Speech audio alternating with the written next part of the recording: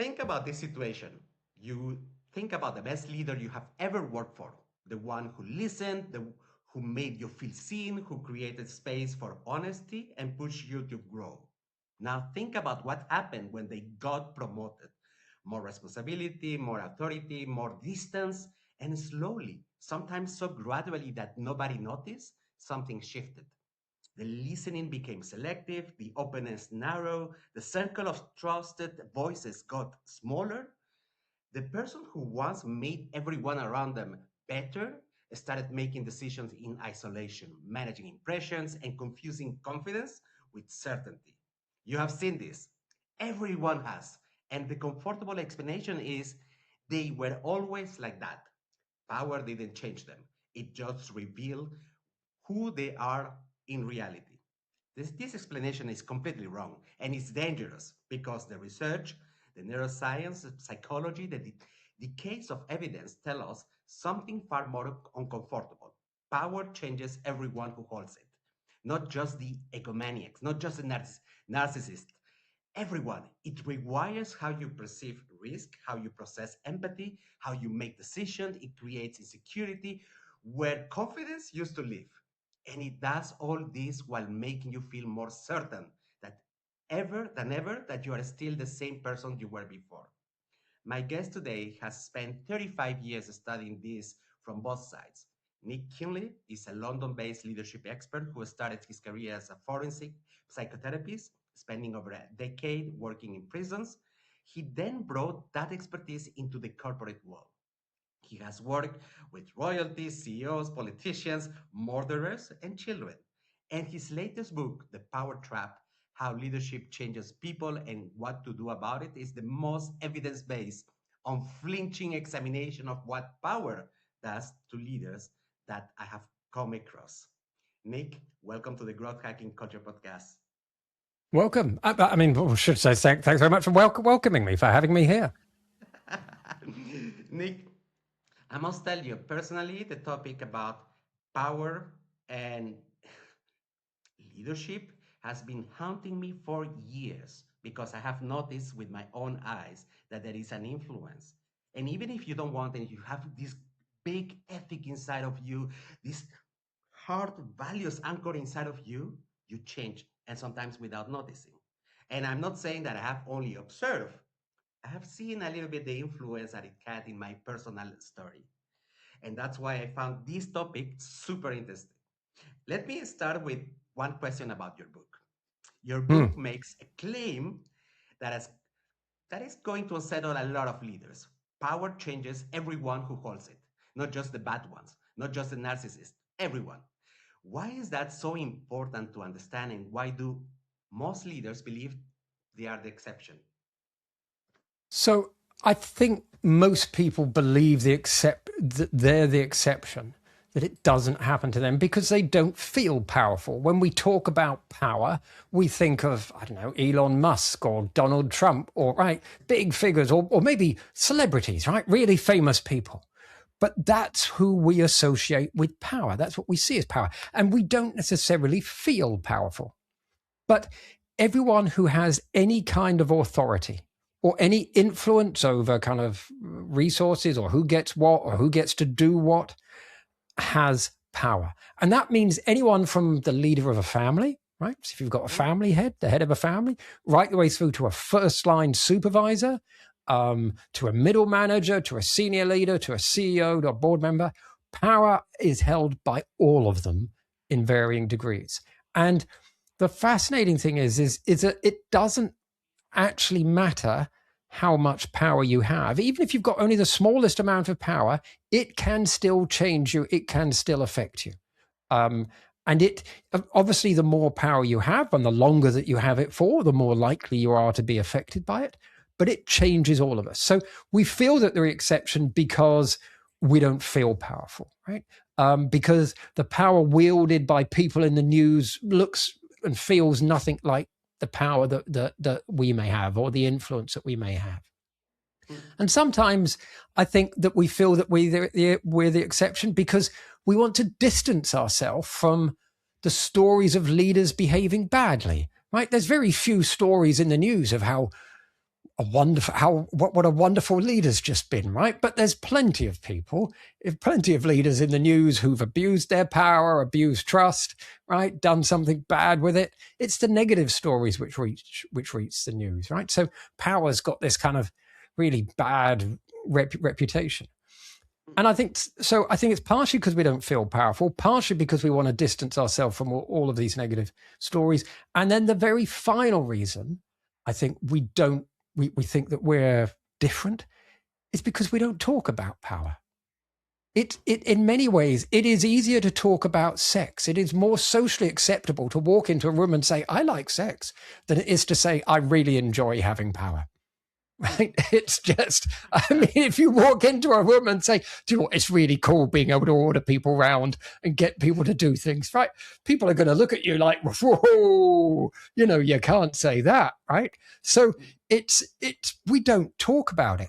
I've never come across a leadership development program that honestly turns around and says, this authority that you're going to get given, it's really cool. It's kind of like the engine of leadership. You can't be a leader without it. It does some really good things. It enables you to do things, but oh boy, it's going to mess you over, right? And here's what it's going to do to you. I've never come across a leadership program that's just been honest about that. And because of that, I think we don't think about it. We don't talk about it. We see ourselves as different. And that's really important, and it's really poisonous, because if we don't talk about it, then we don't get to understand it. And if we don't get to understand it, we can't mitigate it. We can't control it. We can't do anything about it. And we need to, because power doesn't just change everyone who holds some, it also reduces them.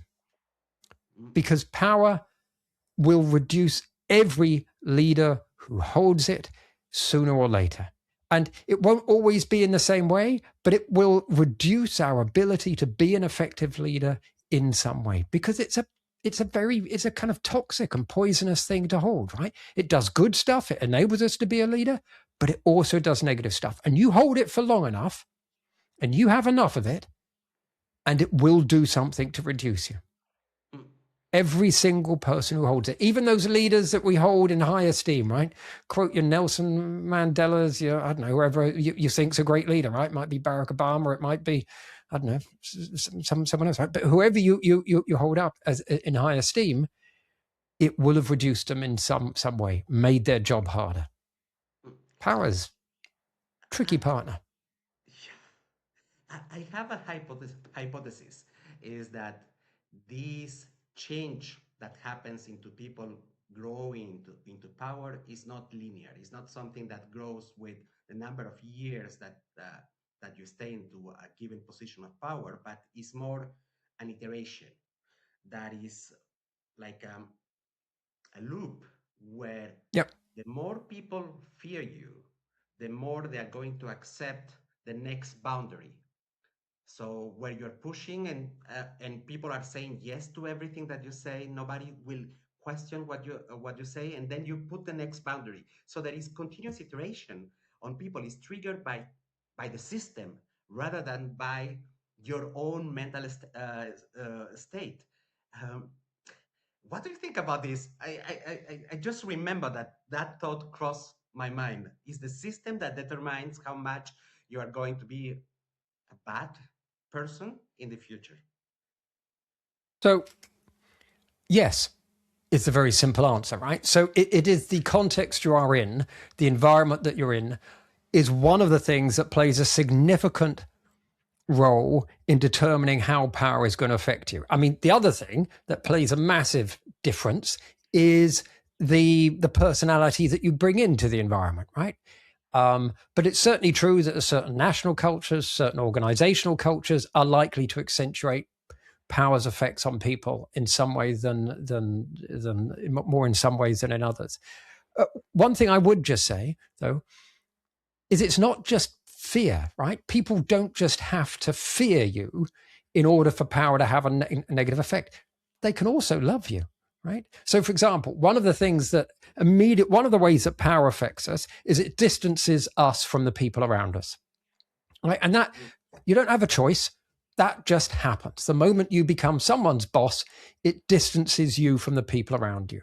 And that has two big impacts, right? So firstly, it reduces and distorts the flow of information to you, right? Everyone tailors what they say, filters what they say to their boss, right? I mean, the idea of complete openness is a myth anyway, right? If my wife comes up to me and says, do I look good in this? There's only a range of acceptable responses. Right. Exactly. So complete openness is a myth, right? And if I do that with my wife, I'm damn well going to do it with my boss too, right? I'm not going to say, boss, I think you're a moron, right?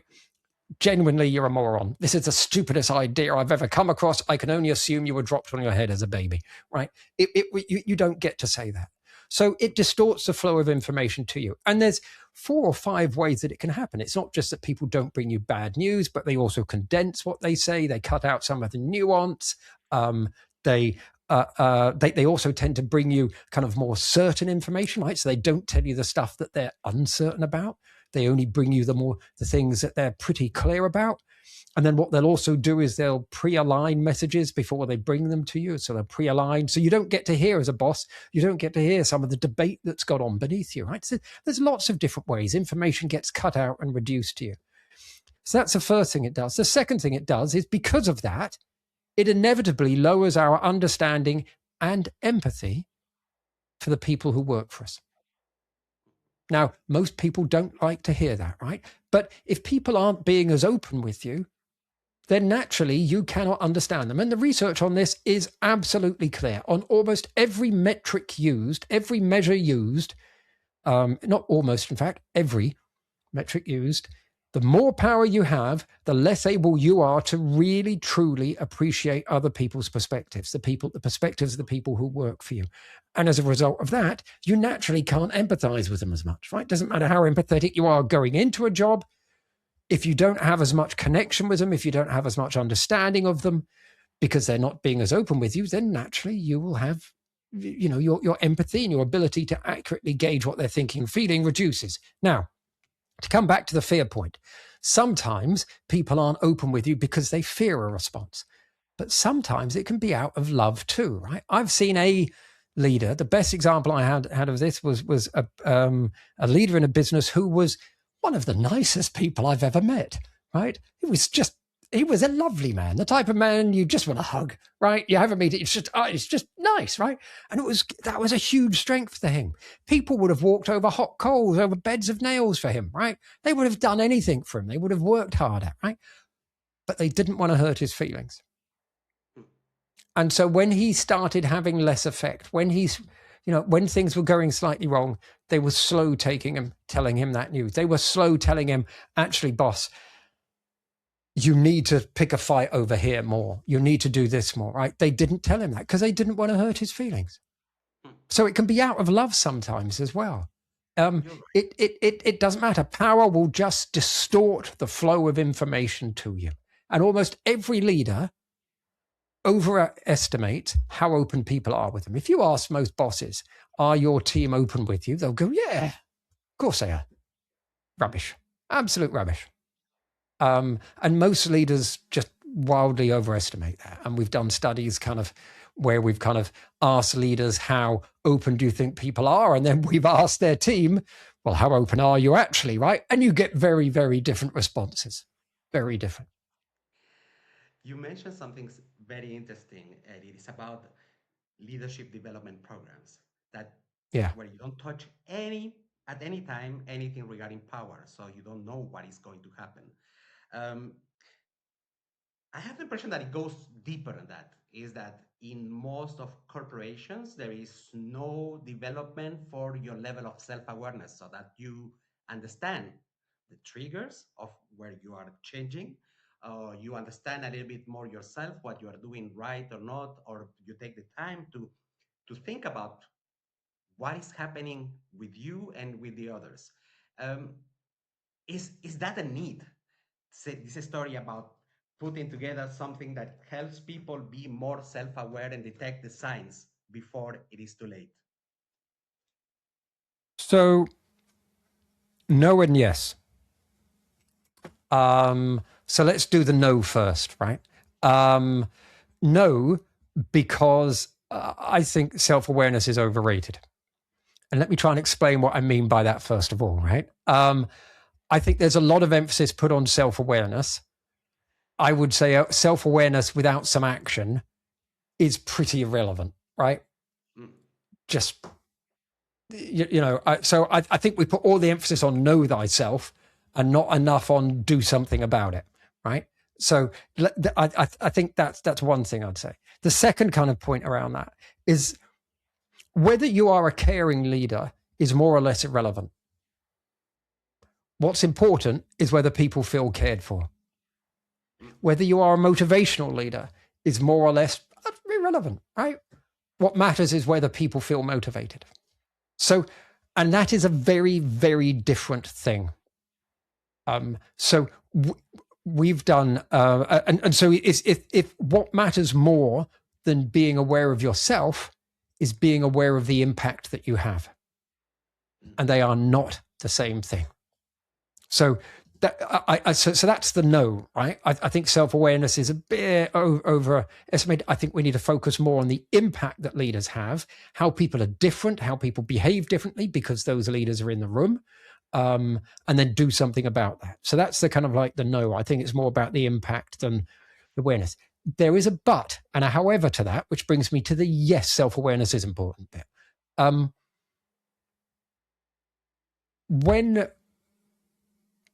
When leaders, we wrote a book called Rewriting Your Leadership Code: How Your Childhood Made You the Leader You Are and What You Can Do About it. And the starting point for that was that we did a study asking leaders how much of your day is spent running from meeting to meeting without any time to think things through, just kind of like running on instinct, right? And the average response was 72%. So the average number we got was 72% of their days. And I think that's an underestimate because there was a group of people who responded and said, I'm never like that. And I think that's rubbish, right? Either that or it's just kind of, that's a leadership role that I want, right? Where I'm not under any pressure any of the time, right? I'll have a bit of that. But I think most leaders, it's at least 3/4 of the day, if not more, right? They don't have time to think things through. And the problem is that we go to most leadership development programs and this is how you can be, and, this is be more thoughtful about this, be more thoughtful about that. But most leaders aren't thoughtful most of the time about the impact they're having. They're just trying to get through the day and they're running on instinct. They're running on, right? And when you get in those environments, you go on instinct. You go on what comes naturally to you. And they unscripted you the natural you, the unthoughtful you comes to the fore, right? It's not the you at poise, it's the you under pressure, the natural you, right? And that's where deeper kind of trends within you, deeper tendencies, like, whether you're comfortable, the degree to which you're comfortable with risk or not, whether you're out, whether you're an introvert or an extrovert, right? Whether you're an optimist or a pessimist, these very general personality trends tend to come out in those moments that matter. And they do matter more, those moments, because when we know from the research that when people are in very high pressure moments, right, they tend to focus more upon how leaders act. And they are more influenced by how leaders act, and they kind of take that away with them more. So you have a greater impact, and yet you're being less thoughtful about it in these moments that matter. And so knowing what you take into those moments, knowing how you're likely to respond before you get into them is really, really important. And that's where self-awareness does matter a bit. Knowing what you take into the moments that matter, knowing how, left to your own devices, if you're just going to be yourself, what does that actually mean? What are you likely to do?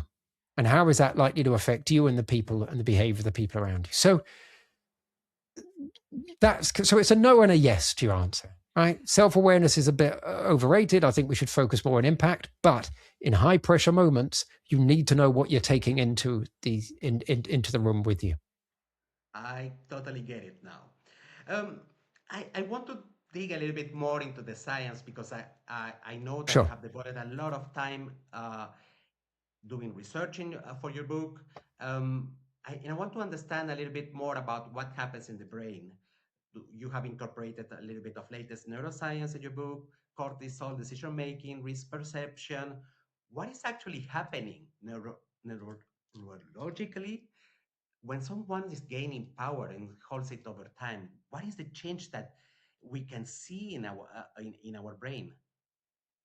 So the first thing to say is you can actually see changes in your brain because power changes the structure of your brain, right? So one of the really fascinating things is they've done studies, brain scans, right?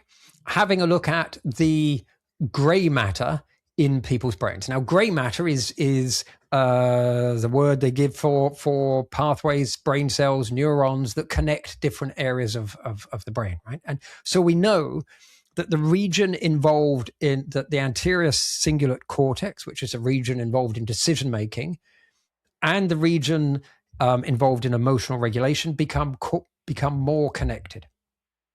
So, and that entirely goes along with the finding that the more power you have, the more likely you are to be influenced by your internal states, how you feel, what you believe before you go into a situation, right? What you want, your desires, all of those things. But you're more likely to be influenced by your emotions. And that is mirrored in the structure of the brain because we see greater connections between the emotional parts of your brain and the decision-making parts of your brain, right? So it actually changes the structure of your brain, right? There's actually neurons growing there, kind of become, it changes it. So, but it also changes the brain chemistry. And there's a couple of really big changes that I think everyone, it's useful to know about. The first is that simply feeling powerful lowers cortisol, which is a stress hormone. If you feel powerless, it raises it. But that is balanced by the fact that leadership roles can be busier, right? And that's where you get burnout and those kind of things, right? But power on its own, if workload is kept the same, reduces cortisol, reduces the stress hormone. The second kind of thing, and there's masses of research on this, and this is equally true for both men and women, revolves around testosterone.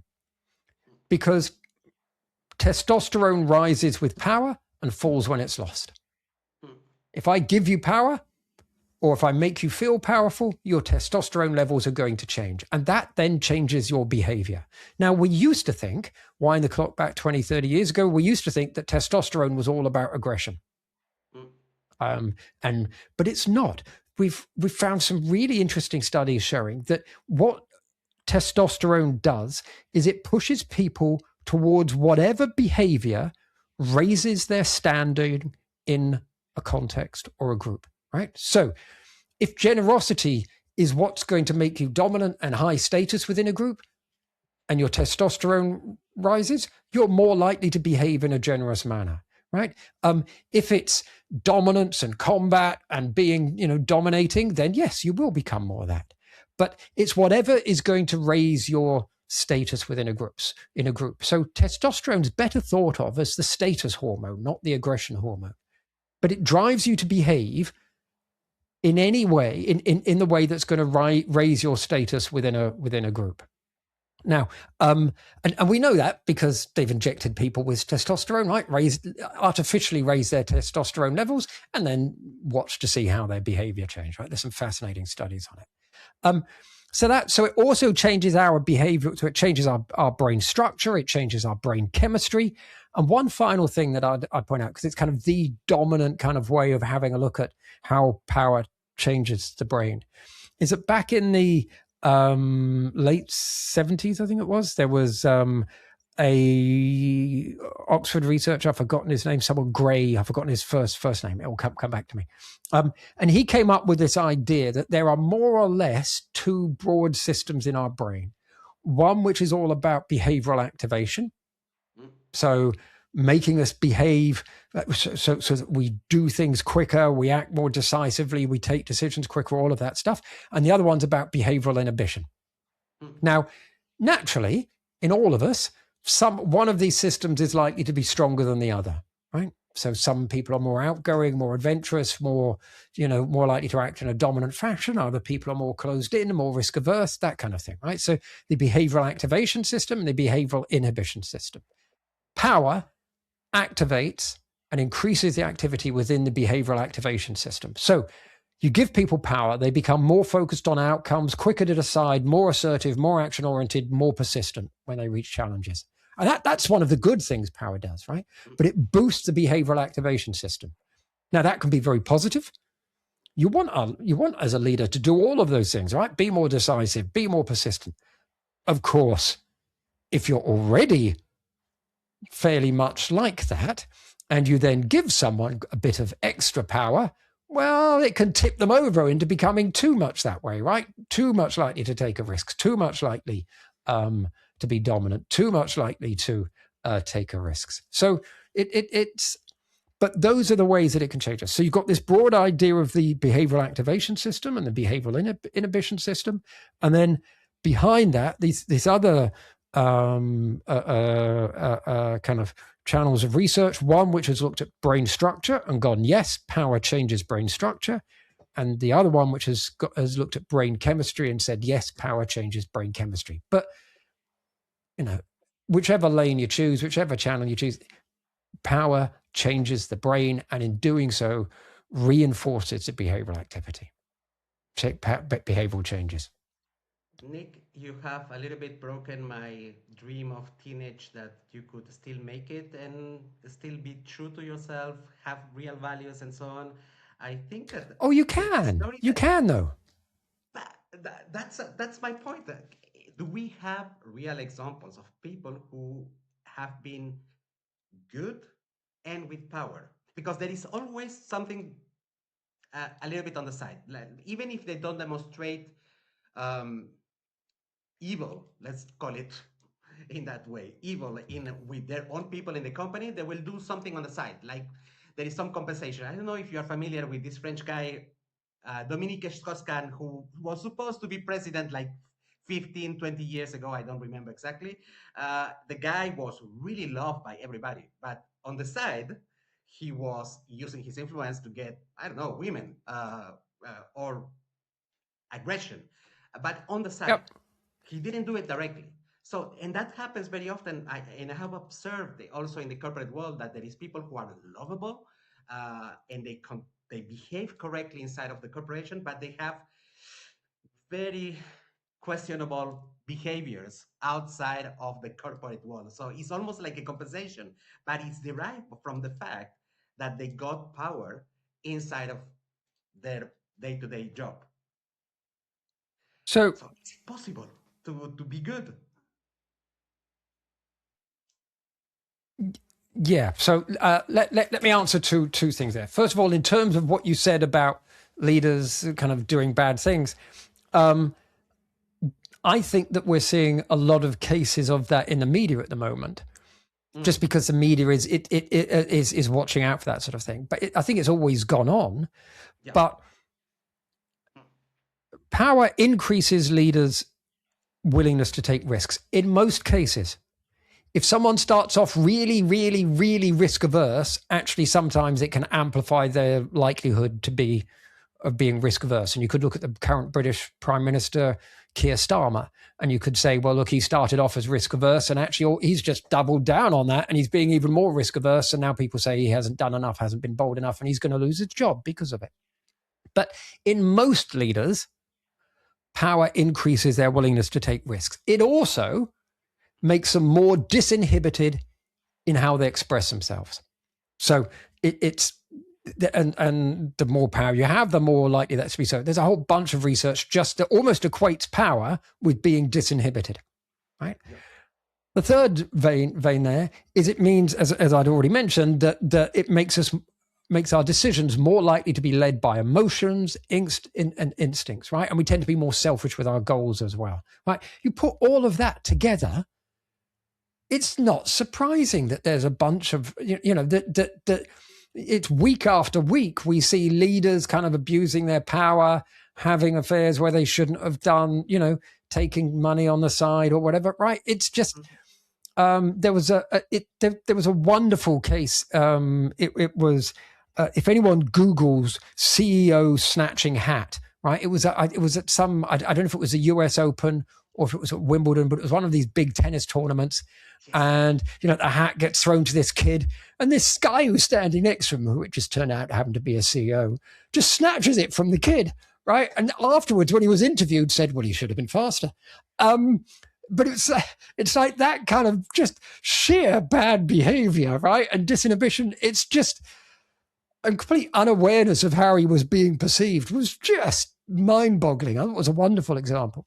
But it's surprising it doesn't happen to more leaders when you see what power does to people, right? It makes it really, really easy to break the rules and do bad things. Now, that doesn't mean that power corrupts.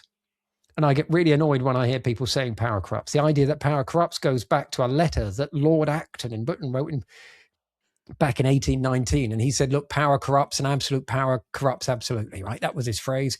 It's become very common thought afterwards, power corrupts, but it doesn't. Because there are lots of examples, to bring us back to your original question, of people who have a ton of power and are not corrupted by it, right? Power doesn't corrupt people. It reveals what's already inside them. It might amplify it a bit. It might make it more easy for you to do bad things, right? It might open the doors to bad behavior, but you're the one who walks through them. You're the one who decides to do that, right? It's not power who does. Power might make it easier, but you're the one who decides to do that. And there's plenty of leaders who make the decision not to do bad things, right? All sorts of temptation laid in front of them, don't fall to it. So I think it doesn't corrupt everyone, right? It doesn't necessarily have a really horrible negative effect on all leaders, but it does make their job harder and it will change them in some way.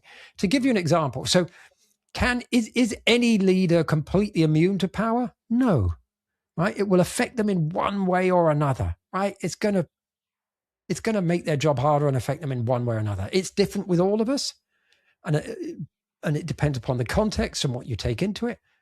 But there's no leader who's completely immune. But you can overcome some of power's particular challenges, right? One by one. So let me give an example. Mark Carney. So Mark Carney, ex-governor of the Bank of England. He was the Bank of Canada, National Bank in Canada too. Right now, Canadian Premier.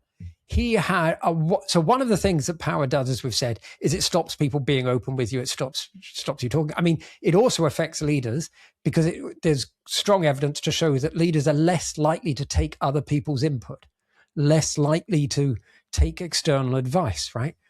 We've already said power makes you more likely to be led by your internal states, by the knowledge that you've already got, right? We also know that power boosts people's ego. Right? Oh, Mr. President, you're the best president there's ever been, right?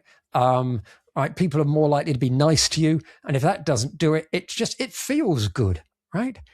I can remember when, I was traveling a lot on business. I kind of got on my gold card and you step onto a plane and people start saying, oh, Mr. Kinley, please, can I take your coat for you? Come and take a seat. It's nice, right? That's nice, right? Who doesn't like that, right? And that's a little bit of power getting to us. But Mark Carney had this wonderful reputation for actually, maybe because he came from a bank environment, from an analyst environment, where it was you really critique ideas and it's really important to get the right decision and you take evidence into account, right? And it's not about necessarily always who's got the loudest voice. There's always a bit of that, but evidence matters. Evidence matters. That because he came from that environment, he had this reputation for being a very kind of reasonable, reasoned man who came across as relatively humble. Whether he was or not is another matter, but he came across as willing to listen, willing to ask questions, very reasonable, very reasoned. So, and being very curious and would ask questions. And there's stories of him kind of asking questions and taking on board people's opinions and, genuinely listening. So he's a good example, I would suggest, of someone who has, at least in that environment, when he worked within the banks, was able to to minimize the negative effect that power could have on the flow of information around him, right? He remained curious. He remained evidence-based. He didn't always just listen with his gut, right? He wasn't waylaid into overconfidence by the ego boost that power gave him, right? He didn't show significant signs of overconfidence. What's interesting about Carney is that now he's had a massive step up in power, right? He's now the premier of Canada. Will he retain that? Will he retain that ability to listen to other people, not step in, not kind of veer into overconfidence, not have his ego boosted a bit too much, to remain skeptical about his own opinions, to listen to others? Is he still going to be able to retain all of that? Watch this space. We're going to find out. It's a really interesting live example of actually, can someone retain the good things that they take when they're given a whole bunch of power, right? Power over an entire country. It's going to be interesting, that one. Now, in most organizations, there is a reliance on 360 degrees feedback and engagement surveys to understand a little bit more the leadership problems. But if we are living in a power distorted environment, people are afraid maybe to speak up, to feedback gets filtered, and the leader blind spots are protected by the system itself. So can we say that our detection tools are not working at all and we don't have a solution? Or is there a solution? They're crap. So let me kind of, that was a bit of an overgeneralization, but let me kind of, 360 degree feedback has its uses, right? But not many of them. The information that it gives to leaders is profoundly distorted for just the reasons that we've already touched on, right? If a leader is so truly awful, then it will show up on their 360 degree feedback. If they're so truly awful that people no longer care, if their team no longer cares whether they create a good impression with them because the leader's just so awful, then it will come out in the 360, right? If they're really upset peers, that will come out in the 360. But typically 360s overrate leaders. And we know that because we wrote this book called Leadership OS, which was all about the impact that leaders have. And we said how impact was more important. And we created a special 360. And most 360 ask questions about how often does this leader behave in this way? Or how good are they at doing this particular thing? And instead of that, we created a 360 that, instead of asking about how leaders behaved, asked about their impact. So not, are they a caring boss, but do you feel cared for? Not, are they a motivational boss, but do you feel motivated? Not, are they, so it asked about, so not are they curious? Do they ask lots of questions, but do you feel able to speak up and that type of thing? And how often do you speak up? So it had a look at the impact that leaders had on people. And when we did that, we got an entirely different pattern of responding. For example, with a traditional 360, what typically happens is that your boss goes, well, they're okay. And your team goes, they're really good. They're brilliant, right? That's typically what happens. So direct reports will typically rate you between 9 to 13% higher than your boss will on a standard 360, right? Now, that asks about leaders' behavior. When you ask about the impact that leaders have, you get exactly the opposite response, right? So leaders, their boss will say, oh, they're brilliant. Yeah, the impact they have is absolutely awesome. But their direct reports will go, yeah, kind of, maybe not. And what you see is that direct reports will rate people between 4 to 7% lower than the bosses will, and senior stakeholders will. So you get an entirely different pattern of responding.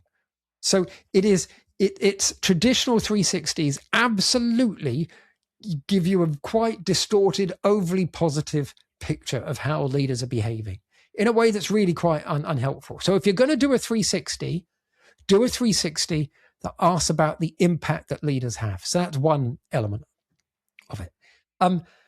But that finding that we came up with, right, that senior stakeholders, that bosses in general have this rosy picture of the impact that leaders have, extends all the way up to boards. right? And we know, for example, so that it's very difficult for them to get a genuine sense of the impact that leaders are having on the behavior of the people below them, right? You tend to focus on results, on dashboards, right? You don't tend to focus on the culture and the behavior. And engagement surveys don't really give you much of a sense of that, right? They might be slightly better than 360s because they're asking about how you feel, but about the company in general. But they're not really. They too can be a bit distorted, right? And that's because engagement surveys tend to ask about positive things, right?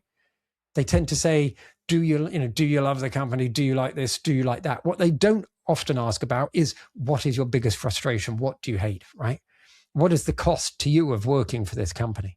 They don't tend to ask, they tend to ask more positive questions than negative. And as a result of that, you get a slightly skewed picture. The third thing that's kind of going on here, though, is that I think it's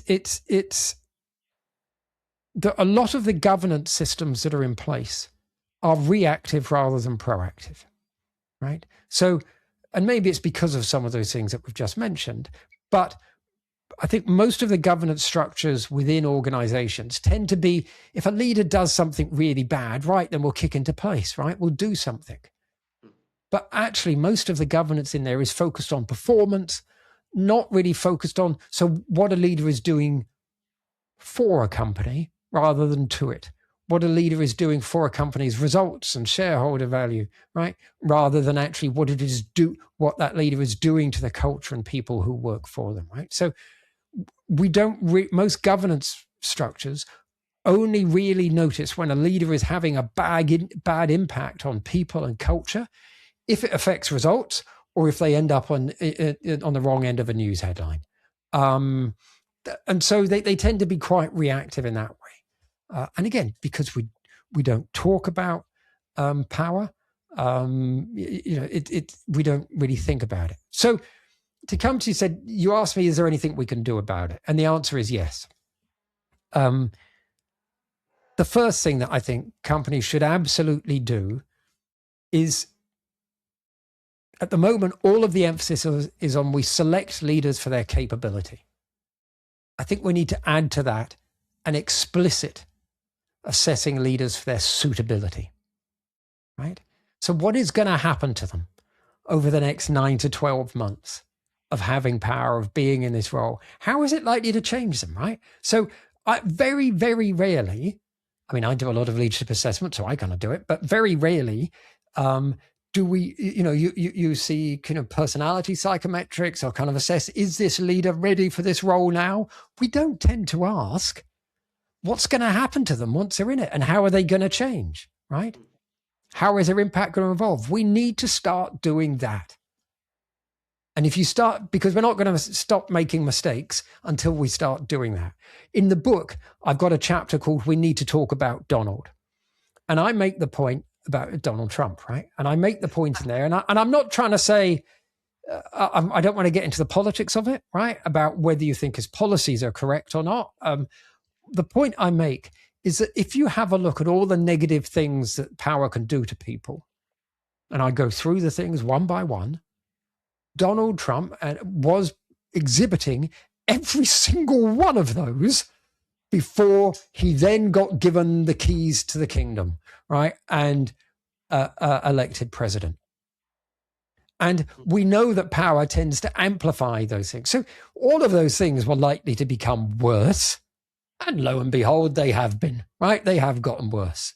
And he's become almost a caricature of himself. Actually, if you just look at the videos of him in his first year, in his first term, and the videos of him now and just how he speaks and how he behaves, massive dramatic change, right? Some of that might be to aging, but some of it's also about the effect of power on him and how he's doubled down on his trends, right? He's become more like himself. But it's entirely predictable that was going to happen. And so I use him an example of saying, look, with some leaders, absolutely, you can tell it's going to happen before it goes there. So you need to start selecting for suitability as well as for capability. That's the first thing. Second thing, put power into leadership development programs, right? Start talking about power. We need to start making it a normal part of the conversation that power is going to do bad things to you.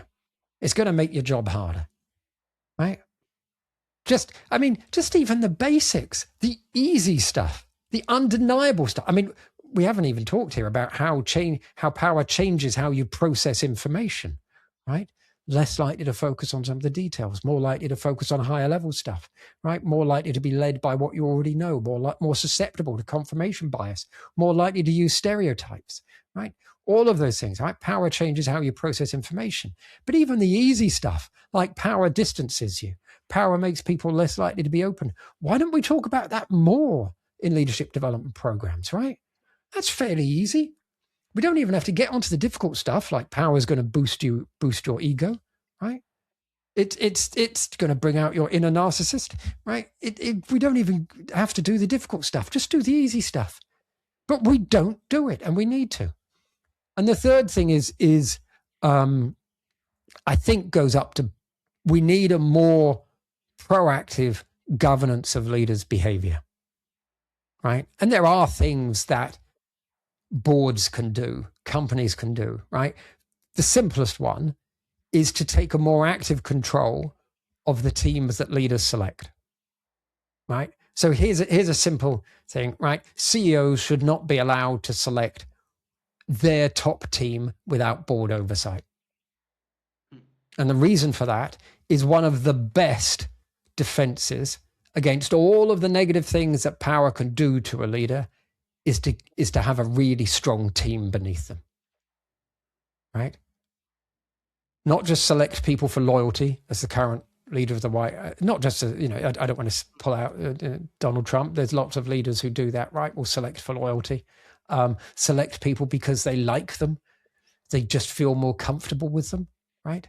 That's a trimmed down version of selecting people for loyalty, but we all do that for a bit, right? How often do we select someone that we don't like, right?